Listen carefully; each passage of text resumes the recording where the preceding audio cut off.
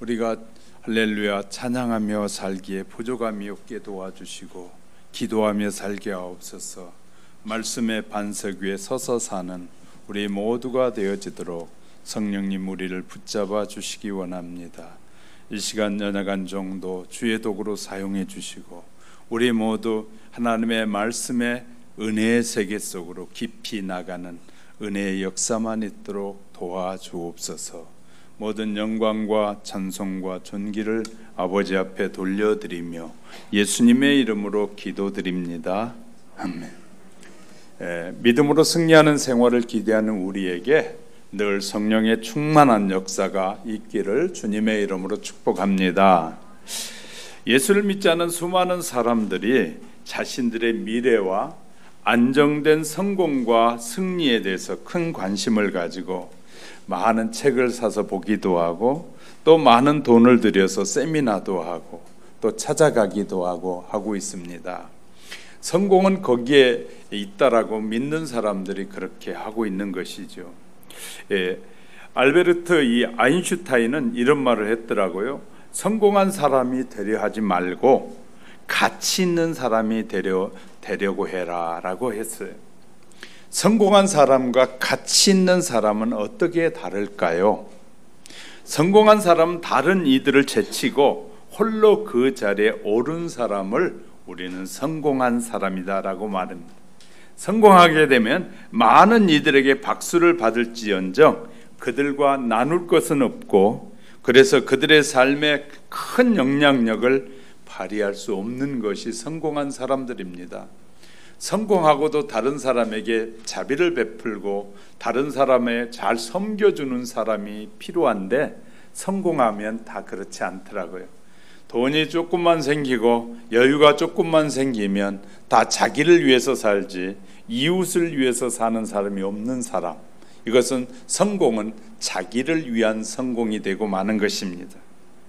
자, 가치 있는 삶이란 무엇이냐? 가치 있는 삶.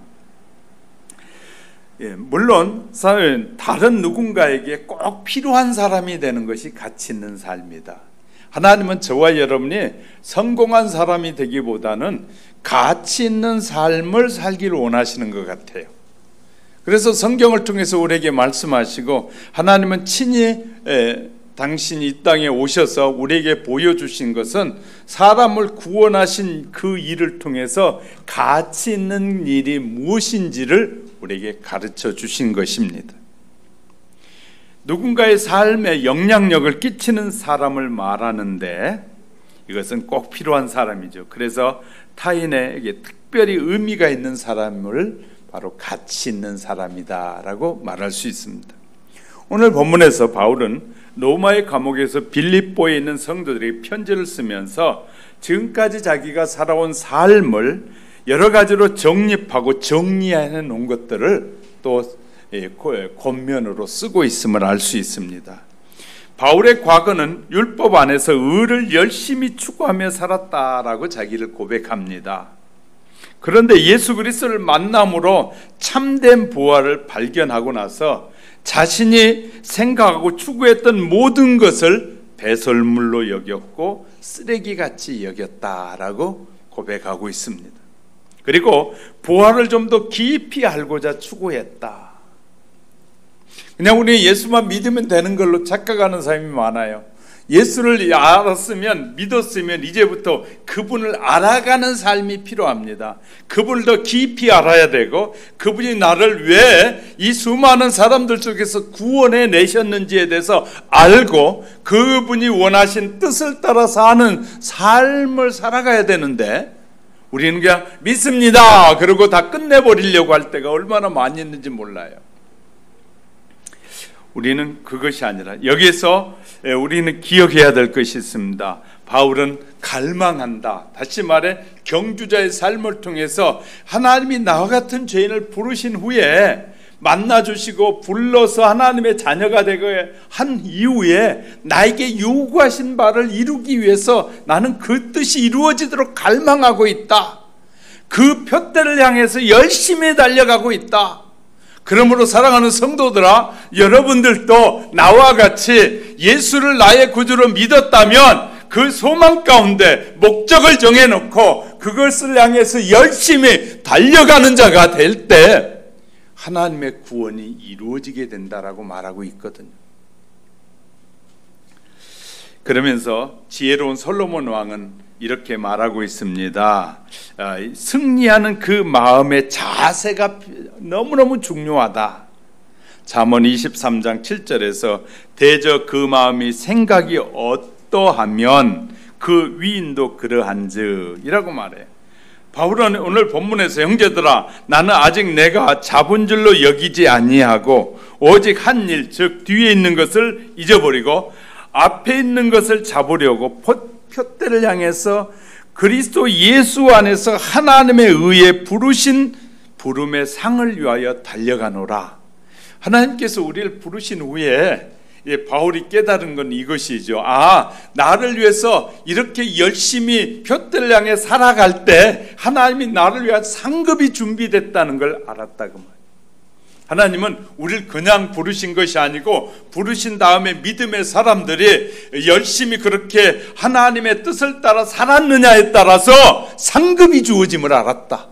그래서 나는 그 영적인 상급을 위해서 열심히 달려가노라. 이렇게 쓰고 있어요. 뭐 때문에 도서관에 가서 하루 종일 처박혀서 책에 씨름하고 또 뭐 때문에 수많은 사람을 찾아가서 세상 말로 하면 애교도 부르면서 아양을 떠는 이유가 어디 있습니까? 다 그것은 뭐 때문에 그래요? 뭔가 자기가 누리고 싶어서 그런 것이죠. 누리고 싶은 사람. 이렇게 우리에게 빌립보 교회 모든 성도들에게 권면하기를 예수 그리스도를 만나기 전과 만난 이후에 성공과 승리의 가치가 무엇인지를 설명하고 있는 것입니다. 예수님을 안 사람의 성공과 가치가 무엇이고 예수를 전혀 모르는 사람의 성공과 가치는 어떤 것인지에 대해서 말씀하고 있기도 합니다. 신앙생활의 성공과 승리의 참된 모범은 바로 사도 바울에게서 찾아볼 수가 있습니다. 바울은 영원 불멸의 성공자요 승리자입니다. 그리고 성공의 승리의 중요한 비결 3가지를 오늘 살펴보려고 하는데 그 살펴가는 사이에 하나님께서 저와 여러분에게도 더 깊이 깨달음을 덧입혀 주시기를 주님의 이름으로 축복합니다. 첫 번째, 과거의 일들을 과감하게 잊어버리라. 본문에서 바울은 인생의 가치를 발견하고도 온전히 이루었다라고 자만하지 않게 됩니다. 내가 이제 예수 믿었으니까 다 됐어. 그런 생각을 갖는 것은 매우 위험한 것이다 그 말이죠. 예수 믿었으면 이제 당연히 그 믿음의 가치를 향해서 나아가야 된다는 거예요. 성숙돼 가야 된다. 성장해야 된다는 것이에요. 성장이 필요해요. 경주하려고 준비하는 사람은 자신의 지금까지 했던 기록에 만족하면 그에게는 더 이상의 발전이 기대할 수 없는 것입니다. 내가 이만큼 되니까 이제 됐어 하고 해버리는 사람에게는 더 발전이 없어요. 그럼 뭐 해야 된다고요? 현재의 기록에 만족하지 않고 뼈를 깎는 노력과 뼈를 깎는 그 수고를 통해서 훈련을 통해서 해나갈 때 뭐 한다고요? 그래서 그 기록을 갱신해 나갈 때 그에게는 크나큰 진보를 볼 수 있습니다. 성장을 볼 수 있다고 말이죠. 그러니까 예수 믿고 예수님에 대해서 배우고 예수님에 대해서 말씀에 순종하고 바르게 살아야겠다고 힘쓰지 않으면 늘 그대로의 모습으로 머물러 있을 수 있다는 말입니다. 자신의 모습을 경주자에 묘사하고 있는 바울에게서 우리는 그가 바로 자신의 현재의 모습을 경신하고자 하는 그 선수와 같이 신앙생활을 하고 있다고 우리에게 말씀하고 있는 거예요. 하나님은 바울을 통해서 우리가 그렇게 살기를 원하신다는 겁니다. 바울은 자신의 현재 불만족 상태를 12절에서 내가 이미 얻은 것도 아니요 온전히 이루었다 함도 아니라 라고 말합니다. 과거의 모든 것을 배설물같이 버린 후에 그리스도의 고난과 그리고 그리스도의 성품과 영광에 좀 더 깊이 동참하고자 하는 마음을 가지고 있었어요. 바울은 아직도 스스로 원하는 만큼 수준에 이르지 못하고 있음을 인정하고 있는 것입니다. 이처럼 자신의 영적 부족을 깨닫고 좀 더 높은 영적 상태로 나아가려는 강력한 이 욕망은 영적 성장의 필수적인 요소입니다. 영적으로 자족해야 하는 그리스도인은 태보일로를 걸을 수밖에 없을 것입니다. 계시록에 소개하는 라오디게아 교회의 경우를 찾아보면 알 수 있습니다. 그 교회는 곤고하고 그 교회는 가련했습니다. 가난했습니다. 눈이 멀었습니다. 그리고 헐벗었습니다. 그런데도 불구하고 나는 부자요 부유하여 부족한 것이 없다라고 말해요. 그러니까 이 라오디게아 성도들은 하나님이 볼 때 영적으로 가난하고 영적으로 가련하고 영적으로 공고하고 영적인 눈이 멀어서 전혀 알지도 못하면서 나는 교회에 있으니까 나는 다 넉넉하고 부족함이 없습니다. 이렇게 말하고 있단 말이죠. 한편 바울은 그리스도 예수 그리스도와 더 깊은 관계를 위해서 계속 정진해 형제들아 나는 아직 내가 잡은 줄로 여기지 아니하고 라고 고백하고 있어요. 이러한 마음가짐이 온전함을 이룰 수 있는 신앙의 자세라는 거죠. 바울의 고백이 우리 모두의 고백이 되어야 할 것입니다. 지상으로나 볼 때 법적으로나 볼 때 우리는 이미 완전에 이룬 존재임은 틀림없습니다. 그러나 우리는 실질적으로 여전히 그것을 추구해야 하고 그리스도의 형상을 닮아가는 과정에 있다는 것도 우리는 기억해야 할 것입니다. 완전함에 이르는 것은 주님 앞에서 변화된 그 순간에야 가능할 것이기 때문에 우리는 바울과 같이 자기의 부족을 깨달아야 되고 주님 앞에 부단히 알아가려고 또 순종하려고 노력해야 된다는 것입니다. 신앙생활의 성공과 승리의 중요한 자세는 뒤에 있는 것을 잃어버리는 것입니다. 과거에 붙잡히고 이 집착하는 사람은 결코 발전하거나 승리하지 못합니다. 기억하는 것 못지않게 잊어버리는 것도 중요한 요소 중에 하나라는 겁니다. 그럼 무엇을 잃어버리고 무엇은 잊어버리지 말아야 되느냐? 내가 받은 은혜는 절대 잊어버리면 안 되고 내가 남에게 베푼 것은 잊어버려야 됩니다. 중요한 것이에요. 저는 제가 도움을 받고 그런 것은 잊어버리지 않으려고 기억하려고 저도 애를 씁니다. 왜? 그것이 성경적인 것을 알았기 때문에. 그러나 내가 도와준 것은 잊어버리려고 애를 써요. 가능하면 드러내지 않으려고 애를 써요. 제가 일하면서 총회일이나 노예일을 하면서 배운 것이 있어요. 어떤 사람은 조금만 도와주면 막 그것을 드러내가지고 요만큼 도와주고 이렇게 풍성을 띄워가지고 많이 일한 것처럼 말하는 사람들이 있더라고요. 그런데 어떤 사람은 전혀 이렇게 많이 헌신하고도 전혀 내색을 하지 않고 당연히 할 일을 했다라고 말하는 사람들이 있다고. 그러니까 목사님들도 마찬가지고 성도들도 마찬가지고, 그러니까 당연히 하나님 앞에 하나님의 자녀가 됐으면 해야 될 일 한 것은 당연한데도 불구하고 그것을 막 드러내가지고 자기는 온전한 사람처럼 말하고 그런 사람들이 있는가 하면 정말 주님의 은혜를 깊이 깨달은 사람은 열심히 일하고도 너무나 내가 하는 일이 부족하다라고 고백한다 그 말이죠. 이것이 다른 모습을 드러낼 때가 너무나 많습니다. 우린 중요한 것은 과거에 지나온 과거사에 집착하고 만족하려는 사람은 결코 영적으로 승리할 수가 없습니다. 바울은 뒤에 있는 것을 잃어버리고 앞에 있는 표대만을 향해 다름질했다. 하나님의 은혜 속에 사는 사람은 언제나 지난 일을 기억하고 만족하는 것이 아니라 자기 부족을 느끼면서 계속 앞으로 나아가야 한다는 말입니다. 그 중에서 성도들은 과거에 스스로 잘한 일을 잃어버려야 됩니다. 사도 바울은 기독교에 있어서 예수님 다음으로 위대한 인물이고 공적인 많은 사람들 중에 하나인데요. 그러나 그는 그 모든 과거를 기억하려고 들지 않고 잃어버리려고 했다고 말이죠. 하나님이 그래서 사도 바울을 통해서 오늘도 우리에게 말씀해 주고 계시는 거예요. 과거에 잘한 일을 기억하고 자만하는 사람은 실패자가 됩니다. 이에 대해서 예수님께서도 누가복음 17장 10절에 보니까 우리는 무익한 종이라 우리가 하여야 할 일을 한 것뿐이다. 당연히 내가 해야 될 일을 한 것뿐이지 내가 대단한 거 아니다. 이렇게 말할 수 있어야 된다. 그래서 어느 시인은 고상한 행동을 하고 나서 그 하루 종일 내가 고상한 일을 했지 하고 꿈꾸지 말라라고 권면해. 내가 큰 일을 했어. 대단한 일을 했어. 그래, 나는 그것에 만족해 있는 사람은 더 이상의 비전이 없는 사람이다 라고 시인은 말해주고 있어요.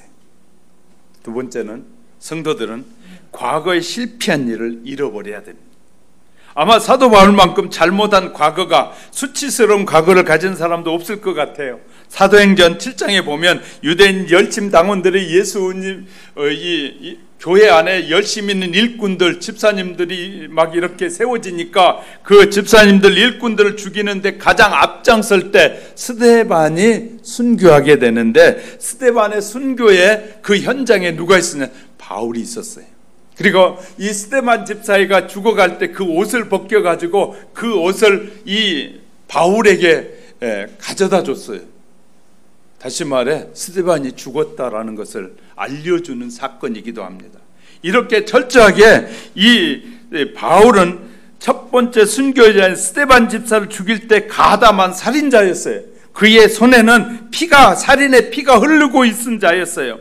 그래서 사도행전 8장 3절에 보면 사울이 교회를 잔멸할세 각 집에 들어가서 남녀를 끌어다가 옥에 넘기니라. 이 말씀을 바울은 직분을 받은 모든 사람들을, 이 집사뿐만 아니라 모든 사람들 잡아다가 족치고 이 폭행하고 하는 일에 가장 앞장섰던 자라는 사실을 우리에게 기록해 주고 있습니다. 그런 핍박한 사람이 무서운 사람들이었습니다. 실패해서도 그것에 좌절해서 주저앉지 않고 다시 일어난 사람이 성공하고 승리하는 사람이 된다. 우린 자꾸 성공이라는 것을 물질에다 명예에다 두고 성공을 말하는 사람들이 세상에는 가득하지만 교회에서 성공은 그것과 반대되고 다르다는 사실을 우리는 기억해야 됩니다. 과거에 일은 지은 죄가 없는 사람은 아마 한 사람도 없을 것입니다. 사람의 몸에서 난 사람은 누구나 실수가 있고 죄가 있습니다. 그래서요, 연필을 통해서 우리에게 주는 교훈이 뭐냐면, 연필에는 뒤에 뭐가 있어요? 지우개가 있다. 다시 말해 글을 쓸 때 반드시 지울 일이 있다는 거예요. 그래서 지우개를 달아놓은 것처럼 누구나 실수할 수 있다는 것입니다. 바울은 로마서 3장 23절에 모든 사람이 죄를 범하였음에 하나님의 영광에 이르지 못했다고 말합니다. 요한은 요한일서 1장 9절에서 만일 우리가 우리의 죄를 자백하면 저는 미쁘시고 의로우사 우리의 죄를 사하시며 우리를 모든 불의에서 깨끗게 하실 것이라고 말씀하고 있습니다. 선지자 이사야는 이사야 38장 17절에 보옵소서 내게 큰 고통을 더하신 것은 내게 평안을 주려 함이라. 주께서 나의 영혼을 사랑하사 멸망의 구렁텅이에 건지셨고 내 모든 죄를 주의 등 뒤에 던지셨나이다 라고. 인간의 실수와 죄들을 잊어버려야지. 과거의 일들을 가지고 오늘도 기억하고 또 말하고 오늘도 그것을 또 드러내는 이런 사람들은 과거의 것을 용서하지 않았고 과거를 지금도 되새기고 있다는 사람. 그런 사람들에게는 뭔다고요? 큰 희망이 안 보인다는 것이. 그러면 신앙이 전진이 안 된다는 거예요. 과거에 잘못하지 않은 사람, 나는 완전한 사람이야, 나는 잘나 허물이 없다 그렇게 말한다면 성경을 안 믿는 것과 같은 거예요. 왜? 성경은 모든 사람이 죄를 범하였음에 하나님의 영광에 이를 수 없다고 말하는데 나는 과거로부터 지금까지 잘 살았다, 나는 예수 믿고 난 다음에 단 한 번의 죄도 짓지 않고 깨끗한 사람이다라고 스스로 여기고 있다면 성경을 안 믿는 것이죠. 우리가 잘 아셔야 돼요. 성경을 믿느냐 믿지 않느냐는 엄청난 차이가 있기 때문인 것이죠. 자, 인간의 실수와 죄들을 잊어버려야지 과거에 붙잡혀 있는 사람은 성공하지도 하나님의 영광을 드러내기도 어렵다는 사실입니다. 세 번째는 성도들은 좋지 못한 감정을 잊어버려야 됩니다. 사람이 살다 보면 좋지 못한 감정이 생길 때가 많이 있어요. 그것을 털어버리고 잊어버려야 되는 것이에요. 어떤 이가 자기 연민의 감정 때문에 성공하지 못한 사람이 있습니다. 아무도 나를 알아주지 않아. 내 가족들도 나를 이해하지 못해. 뭔가 이 세상 다 잘못됐어. 이렇게 섭섭해하고 원망스러워하고 불만을 표현하면서 자기 연민의 감정을 떨쳐버리지 못하면 승리자가 되지 못한다는 사실을 우리는 기억해야 될 것입니다. 억울하고 분한 감정에 붙잡혀 성공하지 못한 사람도 있습니다. 지난날 실현을 했던 것, 지난날 낙제했던 것, 사업에 실패했던 것, 남에게 모욕을 당했던 일, 돈도 잃어버린 것들, 이거 나쁜 기억들을 감정 속에 계속 쌓아두게 되면, 잊어버리지 않고 하면 앞으로 나갈 수가 없다고 말이죠. 복수심이나 용서하지 못하는 감정, 증오심을 잃어버리지 못하면 반드시 실패자가 되는 거예요. 그거요. 잃어버렸으면 과감하게 버려버려야 돼. 그리고 앞만 보고 달려가야 된다라고 우리에게 말씀하고 계시는 거예요. 하나님의 초청을 받아서 예수 그리스도를 나의 구주를 믿고 하나님의 자녀가 된 사람은 가치관이 달라야 된다는 거예요. 모든 과거를 정리하는 지혜가 필요합니다. 그래서요, 스스로 여러분이 자꾸 용서를 할 줄 알아야 돼. 생각나거든. 그 사람의 죄를 내가 용서합니다. 주님 생각나지 않게 도와주시고 이제는 이 용서하지 못한 마음에서 자유하게 하옵소서. 이렇게 하셔야 돼. 그래야 미움과 원망이 우리의 가슴에 남아있지 않는 것이. 아멘 좀 해요. 안 버리고 싶어요? 우리가요, 우리의 나쁜 감정들을 그래가지고 또 토해내고 또 태어나가는 것이 아니라, 토해내는 것이 아니라 자꾸 잊어버리려고 성령님께 맡기고, 그러면 성령님께서 우리의 기억에서 지워주셔서 나쁜 감정이 우리 마음에 자리 잡지 못하도록 붙잡아 주시는 거예요. 새로운 미래로 인도하는 성령님은 자꾸 앞으로 나가게 하는데, 마귀는 자꾸 과거로 돌아가게. 과거에 있었던 일이 있었지, 과거에 저 사람이 못된 일을 했지, 과거에 내게 아픈 상처를 줬지 하고 그것만 붙잡고 있으면 앞으로 한 걸음도 나갈 수 없게 되는 것입니다. 그래서 뭐라고요? 과거를 잘 잃어버리는 것 중요하다. 기억하시길 주의 이름으로 축복합니다. 두 번째는 승리의 마음 앞에 이 목적을 바라봐야 돼요.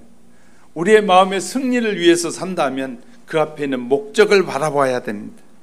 경주하는 자가 과거에 집착해서 머무르다가 보면 낙오할 수밖에 없습니다. 성공적인 경주자가 되기 위해서는 오직 앞만 보고 전진해야 돼요. 바울의 경우는 특히 자신의 잘못, 과거의 잘못들, 그가 갖추고 있는 완벽한 요소들, 그리고 그가 과거에 집착할 수밖에 없었던 많은 요소들이 바울에게 있어요. 그래서요, 그런데도 불구하고 바울은 12절, 내가 그리스도 예수께 잡힌 바 된 그것을 뒤에 있는 것을 잃어버리고 앞에 있는 것을 잡으려고 한다.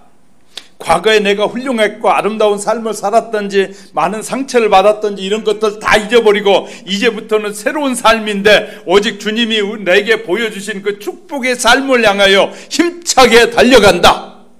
우리에게 이렇게 말씀해 주고 있는 것입니다. 이와 같이 성도들의 과거의 잘잘못을 잃어버리고 현재와 미래에 우리의 관심이 집중돼야 될 것입니다. 미래지향적이고 그리스도 지향적인 삶을 살아야 됩니다. 바울 뒤에 있는 것을 잃어버리고 앞에 있는 푯대를 잡으려고 달려가는 사람이었어요. 그는 늘 미래를 바라보는 꿈이 있는 사람이었다. 신학의 경주자는 혼자만 하는 경주가 아니라는 것입니다. 중생한 그리스도인들 모두가 다 경주자입니다. 그리스도를 이 나의 구주로 이 믿는 모든 사람들은 그리스도의 성품에까지 모여가요 닮아가기 위해서 노력해야 된다고 4장 2절에서 말하고 있어요. 물론 신앙에 경주하는 모든 사람들 출발점은 다를 수 있어요. 어떤 사람은 이 유아 때부터 출발했을 수 있고, 어떤 사람은 30대 출발할 수 있고, 어떤 사람은 50대 깨닫고 50대 신앙의 출발점은 다를 수 있지만 목적지는 같다 그 말이에요.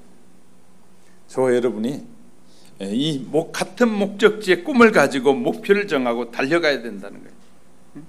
바울은 다른 이들에게 도중에 신앙의 경주를 포기하지 말라고 16절에 이르면 오직 우리가 어디까지 이르렀든지 그대로 행할 것이다 라고 권면합니다. 이런 일이 있어요. 어느 70살의 노인이 15년과 20년 후에 열매를 맺을 과일나무를 심고 있는 것이에요. 그런데 어느 25살의 젊은이는 1년 후에 맺는 토마토를 자기가 따먹지 못할까 봐 심지 않겠다고 하는 사람이 있더라. 그러니까 얼마나 차이가. 70의 노인은 15년 후 20년 있다가 맺을 열매 나무를 심는데 25의 젊은이는 내년에 따먹을 그것도 따먹을까 따먹지 못할까 걱정된다고 안 심는 것이. 심지 않는 사람도 있어요. 이렇게 승리하는 사람 모든 미래의 표대가 바라보고 가는 사람이 바로 승리하는 사람이다. 어느 송년 파티에서 아마 친구들이 모여서 파티를 하면서 새해에 우리가 바라는 그 소망과 기대를 봉투에 적어가지고 그 캡슐에다 넣어놓고 1년 후에 송년회 때 그것을 꺼내보자라고 그렇게 해가지고 거기에 모인 송년 파티에 모인 모든 친구들이 새해의 꿈을 다 써가지고 그 캡슐에 넣었다고 합니다. 1년이 후난 후에 뜯어봤는데 어떤 사람은 내 생에 가장 좋은 해가 되기를, 어떤 너는 큰 꿈이 이루어지는 해가 되기를 하고 좋은 소원을 담았는데 그대로 된 사람들이 있었습니다. 그런데 한 봉투 속에는 금년이 내게 가장 큰 공포해다. 왜냐하면 우리 가문의 남자는 전부 60 전에 죽었는데 금년에 내 나이 60이다 라고 쓰여 있어요. 그래서 그것을 꺼내 그 봉투에 이걸 쓴 사람이 어디 있냐고 했더니 벌써 무덤에 있더래. 꿈이 없으니까. 인간의 필수품인 자동차, 우리는 기어를 전진 기어에다 놓으면 이 차는 계속해서 앞으로만 갑니다. 그런데 이 차에 후진 기어를 딱 넣으면 아무리 밟으면 밟을수록 기어 뒤로만 빨리 가버려요. 어디에다 기회를 넣고 어디에 목적을 놓고 달려가느냐에 따라 달라진다는 것이죠. 표대와 꿈이 없는 사람 결코 승리자가 될 수 없습니다. 낙심과 좌절만이 그 앞에 있을 뿐이라는 거 기억하시기 바랍니다. 미국의 유명한 오렐 로버트 목사님은 예배 시간마다 다 같이 외우는 말이 있었다고 합니다. 그래서 이거 준비하다가 이 목사님이 한 것이 너무 좋은 것 같아서 아까 여러분에게 해보자고 해서 조금 바꿔놨거든요. 그 목사님은 성도들이 이렇게 말해요. 당신 앞에 좋은 일이 다가오고 있습니다 라고 성도들끼리 서로 인사했다는 거예요. 참 좋은 인사라고 생각합니다. 우리도 이렇게 외우고 해야 됩니다. 우리 앞에 좋은 일이 다가오고 있습니다. 우리 하나님은 참 좋으신 하나님입니다. 하나님은 사랑하고 그 뜻대로 부르심을 받은 모든 사람들은 협력하여 선을 이루는 사람들입니다라고요. 이렇게 축복하고 격려하는 것이 그 교회가 성장하는 비결이었다는 거예요. 그러니까 우리 모두도요, 정말 함께 해야 할 때 그 교회가 성장하고 우리가 함께 수고하고 애쓸 때 하나님의 영광이 일어나는 줄 믿으시기 바랍니다. 긍정적이고 좋은 미래에 대해 표대를 바라보고 달려가야 합니다. 이 세상을 크게 변화시킨 사람들 모두가 긍정적인 꿈과 목표를 가진 사람들이었습니다. 나도 좋으신 하나님께서 도우셔서 아름답게 쓰여지기를 기도하는 저와 여러분이 되시기를 주님의 이름으로 축복합니다. 세 번째는요, 신앙의 경주로 미래를 잡으려고 쫓아가는 것입니다. 경리는 어디 갔어요? 믿음의 경주는 움직이지 않는 부동의 표대를 정해놓고 달려가는 것입니다. 더욱 힘내어 달릴 수 있습니다. 결승점에 결국은 도달하게 될 것입니다.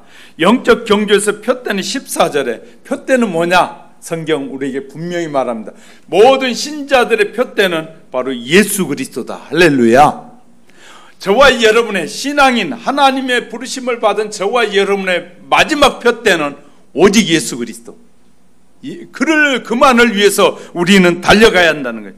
우리에게 정해주신 표대는 세상이 말하는 높은 지위나 학식이나 수많은 재물들이 될 수 없습니다. 그런 것은 가변적이고 절대적이고 영원하지 못합니다. 세상이 말하는 이 성공의 목적은 가변적입니다. 언제 바뀔지 몰라요. 지금 부자라고요. 다음 세대 자녀에게선 가난한 자가 되기도 하고, 이 오금동이 개발되기 전에 여기에 땅을 많이 가진 사람들이 많이 있었어요. 거의 99%의 사람들이, 그때 보상받은 사람들이 지금 가지고 있는 사람이 1%밖에 안 돼요. 그들은 뭐 했어요? 보상받은 거 가지고 이제 나도 사업을 해서 더 크게 벌려버리라고 빌딩 팔고 못 팔고 해가지고 투자한 사람들이 지금 대부분의 거지들이 거지가 됐어요. 제가 말하는 것이 아니라 이 동네에 사는 분들의 통계를 말하고 있어요. 그분들이 들려주는 얘기입니다. 그때는 팔아가지고 사장이네 고급차 타고 다니면서 뻗이고 다니던 사람들이 지금은 이 화물차도 못 사가지고 끙끙거리고 산다는 거예요. 왜? 뭐 꿈이 잘못된 꿈을 꾸고 살아갔기 때문인 것이죠. 우린 기억해야 됩니다. 그 가변적인 것에다가 목표를 정하면 반드시 흔들려요. 저와 여러분이 어디에다 목표를 정하고 지금 달려가고 있느냐에 따라 우리의 인생이 달라질 수밖에 없습니다. 그리스도만이 영원하고 그리스도만이 참 생명을 소유하고 있고 그리스도만이 우리를 영원한 생명의 세계 속으로 인도하실 수 있음을 분명하게 말해주고 있습니다. 어느 성도들은 그리스도만을 향해서 다름질을 함으로 모두가 승리자가 된다는 사실을 기억하시면서 늘 기도하는 성도들이 되시기를 주님의 이름으로 축복합니다. 표대를 향해서 쫓아가는 것은 저항과 장애물을 뚫고 나간다는 말입니다. 그래서 영어 성경에서는 이 쫓아간다는 말에 프레스라는 말을 쓰고 있는데 그 뜻은 나르다, 이 강요하다, 그 다음에 제치고 나아가다라는 그런 뜻을 가지고 있어요.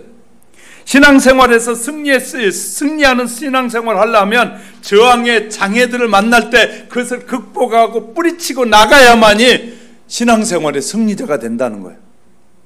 그러니까 우리 신앙생활에 있어서 수많은 장애들이 밀려올 때 그 장애를 극복하고 나갈 때 믿음의 성숙이 이루어지고 그 장애들을 극복할 때만이 뭐 할 수 있다고요? 하나님의 축복의 세계 속으로 더 한 걸음씩 나가게 된다.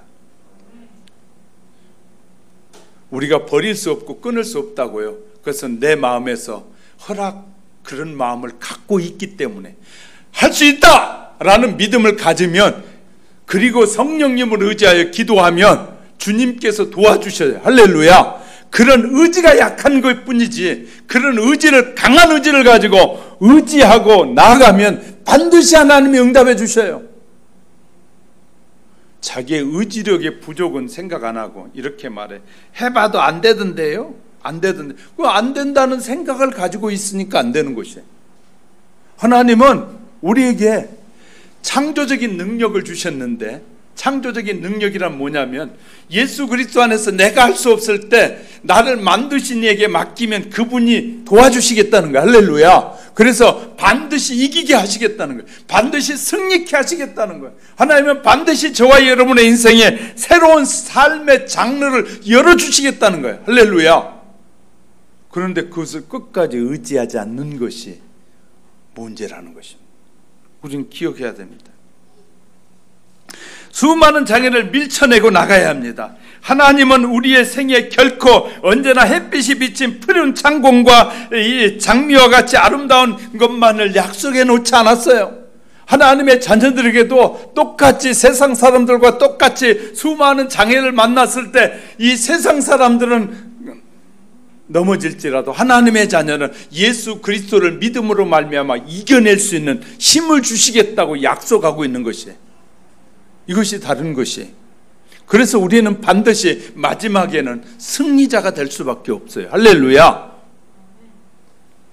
바울은 제자인 디모데에게 권면하기를 디모데후서 3장에 무릇 그리스도 예수 안에서 경건하게 살고자 하는 자는 핍박을 받으리라. 우리가 믿음으로 바로 살고 세상이 잘못된 데를 걸어가고 있다고 외칠수록 목회자에게도 어려움이 있다는 거 알아요. 그래도 말할 수밖에 없는 것이에요. 왜? 사명을 받았으니까.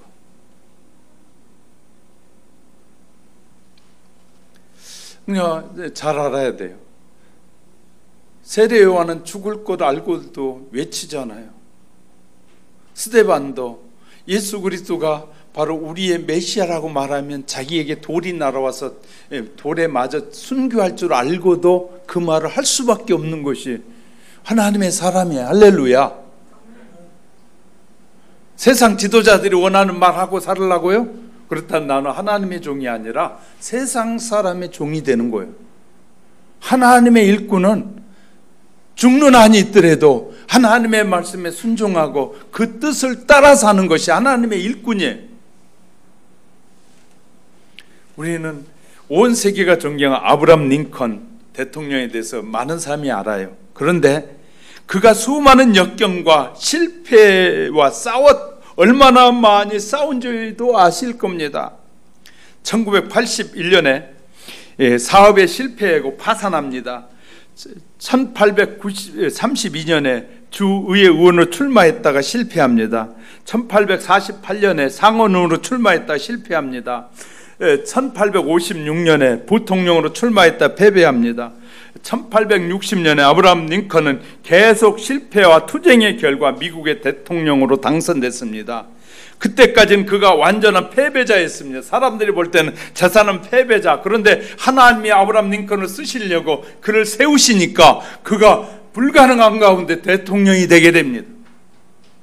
불가능한 가운데. 그때 역사는 옳았다고 말합니다. 당신 실패할 때 좌절했다면 대통령은 불가능할 것입니다. 당신은 실패 속에서도 계속해서 꾸준히 도전했기 때문에 대통령이 될 수 있습니다. 그때야 뒤에 가서야 사람들은 그의 계획이 그가 목표했던 것이 맞았다고 말하지 않습니까? 지금 여러분이 제가 말하는 것이 여러분의 마음에 안 들을 수 있습니다. 그러나 세월이 가면서 언젠가는 김 목사가 왜 그런 말을 할 수밖에 없었는지 알 때도 오겠죠. 지금 아는 사람이 있는가 하면 세월이 지나야 아는 사람도 있을 수 있다고 나는 압니다. 왜? 지금은 이해가 안 되니까. 왜? 이해가 안 될 때 쉬운 방법이 있습니다. 지도자의 말을 통해 믿어보는 것이에요. 자꾸 믿고 살아가 보면 그러면 알 날이 오게 될 것입니다. 지금 여러분과 저와 생각이 다 다르다고 하나님이 여러분을 쓰시지 않고 저를 쓰시는 것은 하나님이 저의 생각을 통해서 말씀하시려고 저를 쓰시는 거예요. 그러니까 지금은 여러분의 생각에 맞지 않을 수도 있어요. 그런데 세월이 가면 언젠가는 알게 될 것입니다. 저도 수많은 설교를 들으면서 깨달은 것이 너무 많기 때문에. 이 앤 셀리반에 대해서 여러분 얘기 좀 해보려고 하는데, 모든 사람이 역을 하면 헬렌 켈러라는 사람에 대해서 너무너무 잘 압니다. 너무나 책이 많이 쓰여 있기 때문에. 그러나 그 배후에서 그녀를 돕고 지도한 앤 셀리반에 대한 것은 잘 알려져 있지 않습니다. 헬렌 켈러는 보지도 못하고 듣지도 못하고 말을 못하는 인생의 삼중고의 인생을 살고 있었습니다. 어찌 보면 마른 나무 토막 같은 그런 사람이었는데, 그 사람이 전 세계가 놀라워하는 그런 위대한 사람으로 만든 사람이 있다면 첫째 하나님이고, 두 번째는 누구예요? 앤 셀리반이라는 이 선생님이었어요. 앤 셀리반은 이 헬렌 켈러가 쓴 책에서 이렇게 소개합니다. 자기가 실패할 때마다 선생님이 자기에게 꼭 해줬던 말이 있는데, 시작할 때는 실패도 생각해라 라고 가르쳤다는 거예요. 실패할 때마다 무엇인가를 늘 배울 수 있다는 걸 기억하라는 거예요. 우린 실패하면 실패한 것 때문에 그냥 먼저 좌절해 버렸는데 왜 실패했는지를 돌아보는 거예요. 그랬더니 자꾸 깨달은 것이, 아는 것이 많아졌다는 것이, 성취할 걸, 무엇인가를 성취하게 될 것이다. 내가 원하는 것을 성취하지 못할지라도 무엇인가 가치 있는 것을 얻게 될 것이다. 시작하는 것과 실패하는 것을 계속해라. 시작했으면 실패도 또 하고 계속해라.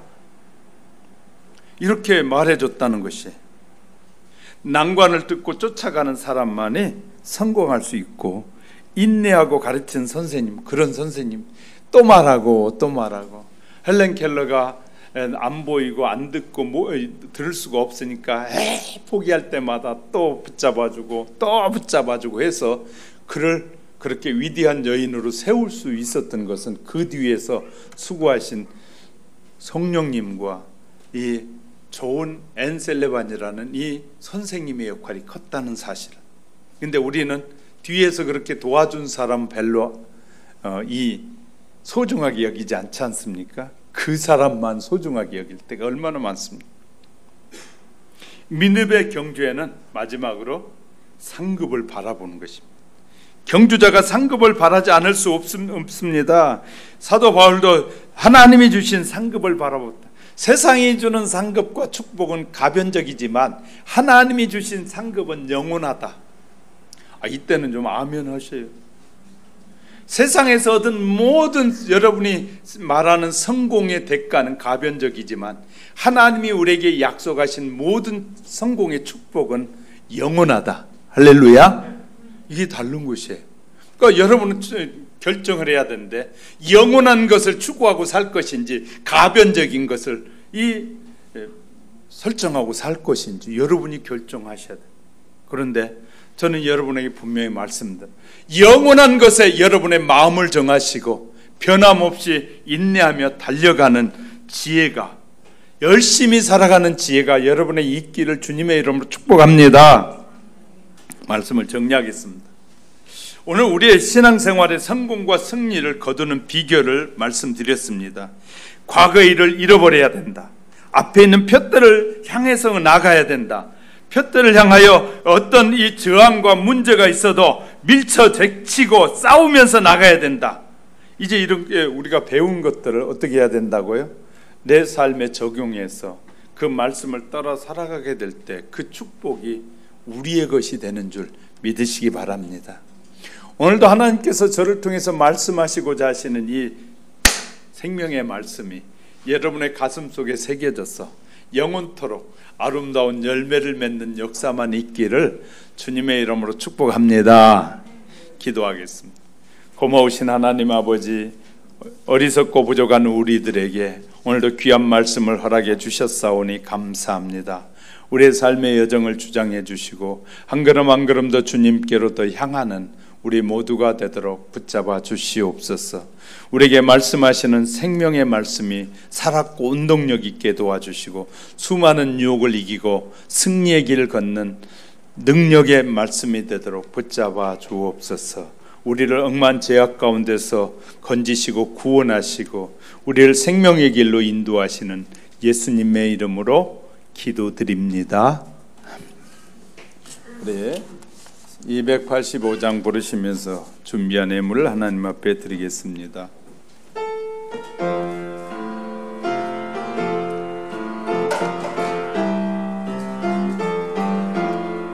주의 말씀 받은 그날 참 기쁘고 복되도다. 이 기쁜 마음 못 이겨서 온 세상에 전하노라. 기쁜 날 주 나의 죄 다시 쓴 날 늘 깨어서 기도하고 늘 기쁘게 살아가리. 기쁜 날 주 나의 죄 다시 쓴 날 좋은 날 내 천한 몸 새 사람이 되었으니 이 몸과 마음 다 바쳐서 영광의 주를 섬기리. 기쁜 날 기쁜 날 주 나의 죄 다 씻은 날 늘 깨어서 기도하고 내게 보게 기쁜 날 주 나의 죄 다 씻은 날 사람 된 그날부터 평안한 마음 누리소서. 이 복된 말 전하는 일 나의 본분 삼았도다. 기쁜 날 주 나의 죄 다 씻은 날 늘 깨어서 기도하고 늘 겉보게 살아가리. 기쁜 날 주 나의 죄 다 씻은 날 새 사람 된 그날부터 평안한 마음 누리소서. 이 복된 말 전하는 일 나의 본문 삼았도다. 기쁜 날 주 나의 죄 다 씻은 날 늘 깨어서 기도하고 늘 기쁘게 살아가리. 기쁜 날 주 나의 죄 다 씻은 날. 아멘. 주정예물 하나님 앞에 드렸고요, 범사에 감사할 구제예물 드렸고요, 건축예물, 11조예물, 선교예물 하나님 앞에 드렸습니다. 기도하겠습니다.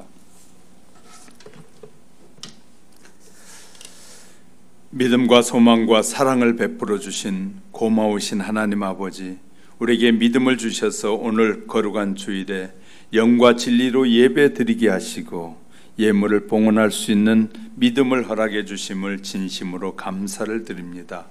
소득의 11조를 구별하여 드리오니 삶의 현장에서 더 많은 수입이 연결되게 도와주시고 일상 가운데 만난 하나님의 은혜를 감사하며 여러 가지 제목으로 감사 예물을 주님 앞에 드립니다. 선교사가 된 마음으로 선교 예물을 드립니다. 주정 예물을 드리고 또한 이 주님의 교회가 지어지길 소원하는 마음으로 건축 예물을 드립니다. 뿐만 아니라 우리의 삶을 다하고 뜻을 다해서 여러 가지 부분으로 하나님 앞에 감사하고 재능을 하나님 앞에 드립니다. 하나님 아버지, 우리가 드리는 모든 예물과 우리의 삶과 시간과 삶이 하나님 앞에 아름답게 드려지도록 성령님 역사해 주시옵소서. 지금까지 살아온 것도 돌아보면 하나님의 은혜요, 앞으로 살아갈 일도 돌아보면 하나님의 은혜밖에 없음을 고백합니다. 사랑하는 우리 하영교회 온 성도들 한 사람 한 사람 기억하여 주시고, 한 가정을 기억해 주시고, 가정의 사업장을 기억해 주시고, 가정에서 수고하는 모든 삶의 직장 생활을 주장하여 주옵소서. 아직 일터가 없어서 일하기를 원하지만 일할 수 없는 아픔에 있는 일꾼들에게 좋은 일터를 허락해 주시고, 뿐만 아니라 하나님 아버지 더 열심히 더 일할 수 있는 여건과 환경도 마련되게 하옵소서. 가정을 꾸며야 할 주의 자녀들이 아름다운 믿음의 가정들을 꾸밀 수 있게 도와주시고, 하나님 아버지 필요한 것을 공급하여 부족함이 없도록 넉넉하게 채워 주시옵소서. 우리의 자녀들이 우리들의 믿음보다 더 좋은 믿음의 가정들로 세워져 가도록 하나님 아버지 은혜를 베푸시기 원합니다. 세상이 혼탁하고 어려워져 가도 우리의 자녀들은 반석 위에 세워진 믿음 위에 세워 하나님께 영광이 되게 하시고, 주님이 오라고 부르시는 그날까지 최선을 다해 달려가는 신실한 하나님의 사람들로만 삼아 주옵소서. 늘 기도하기 원합니다. 찬양하기 원합니다. 말씀의 능력의 권세 앞에 서기 원합니다. 붙잡아 주시고 악한 영들이 틈도 타지 못하도록 지키시고 보호해 주옵소서. 하나님 아버지, 시간에 병든 자, 아픈 곳에 병든 곳에 손 얹습니다. 문제 있는 자 가슴에 손 얹습니다. 하나님 아버지, 믿음의 기도는 역사님이 크다고 약속하신 것처럼 내가 나서러 예수를 명하노니 우리를 괴롭히는 모든 질병들아, 악한 영들아, 또 여러 가지 꼬인 문제들아, 묶음을 놓고 떠나갈지어다, 떠나갈지어다. 하나님 아버지, 우리에게 더 큰 소망으로 채워주시고 더 좋은 믿음의 꿈을 꾸게 하여 주옵소서. 하나님 앞에 영광이 되게 하옵소서. 일터가 없는 자들에게 일터를 주시고, 아버지 하나님의 좋은 짝들을 만나야 될 때 젊은이들에게 짝을 만나고 아름다운 가정을 이루어서 하나님이 나라가 확장되어지고 하나님이 기뻐하신 그 길을 걷기에 부족함이 없게 하옵소서. 세상을 이길 만한 그런 믿음의 역사들이 우리를 통해서 일어나도록 축복하여 주옵소서. 믿고 구하는 것은 받은 줄로 믿으라고 했사오니 하나님께서 우리의 기도를 응답해 주신 줄 믿습니다. 우리의 길을 인도해 주옵소서. 우리의 사업장을 축복해 주시옵소서. 우리의 직장에서 늘 인정받는 직장이 되게 하옵소서. 가정의 화평을 누리고 가정에서 예배하며 기도하는 가정들, 찬양하는 가정들이 되도록 성령님 역사해 주옵소서. 사랑하는 모든 성도들의 영혼이 잘됨같이 모든 범사에 넘치는 축복으로 채워주신 줄 믿고 예수님의 이름으로 감사 기도드립니다. 아멘. 여배분에게 코로나도 이기고 믿음으로 승리합시다. 좋은 일만 늘 있기 바랍니다. 6월의 암송의 말씀입니다. 시작.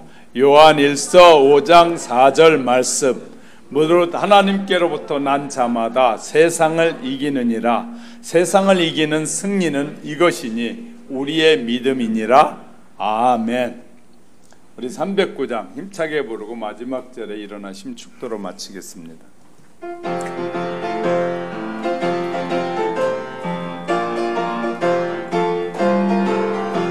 목마른 내 영혼 주가 이미 허락한 그 귀한 영생서 주여 갈망합니다. 그 약속 따라서 힘써 간구하오니 오 주여 내 기도 어서 들어주소서.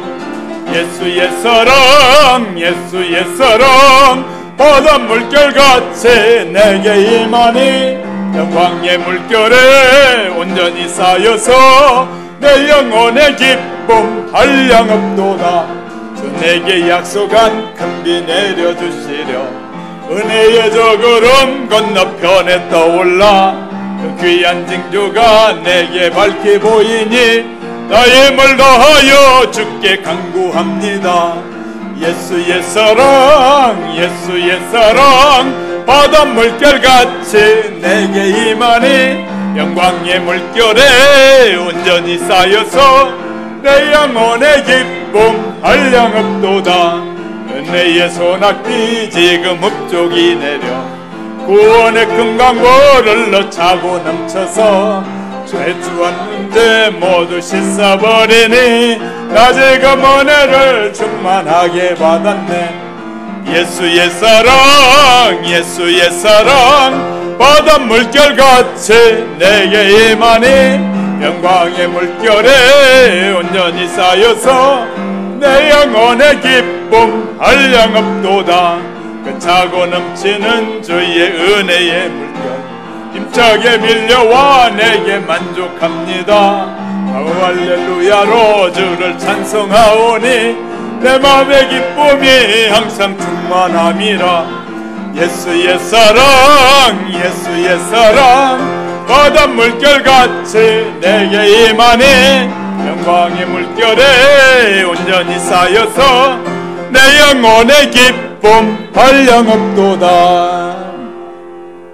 하나님 아버지, 하나님의 영광의 물결이 우리에게 임하여 우리의 기쁨이 한량없도록 성령님 역사해 주시고 도와주시옵소서. 어떤 질병도 사랑하는 주의 자녀들을 사로잡지 못하도록 하나님 천군 천사를 보내 우리를 지키시옵소서.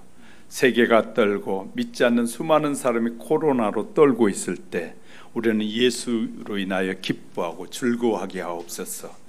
우리의 삶의 여정을 하나님 간섭해 주시고 우리 가정과 우리 사업장들과 우리가 하고자 하는 모든 일들을 통해서 하나님께 영광이 되도록 우리를 사용하여 주옵소서. 그리고 이 한 주간에도 예수 이름으로 모두 다 승리하는 주의 자녀들이 되도록 은혜를 베푸시옵소서. 지금은 교회 머리가 되시는 우리 주 예수 그리스도의 은혜와 하나님 아버지의 크고 만극하신 사랑하심과 보혜사 성령님의 인도 교통 내조 축복하심의 은총이 머리 숙여 놓은 주님의 자녀들 위에, 저들의 가정 위에, 자녀 손손 위에, 지금 꿈꾸고 계획하는 모든 일들과 우리의 사업장과 우리의 직장들 위에, 이 나라 이 민족 위에 이제부터 영원토록 함께 하실지어다.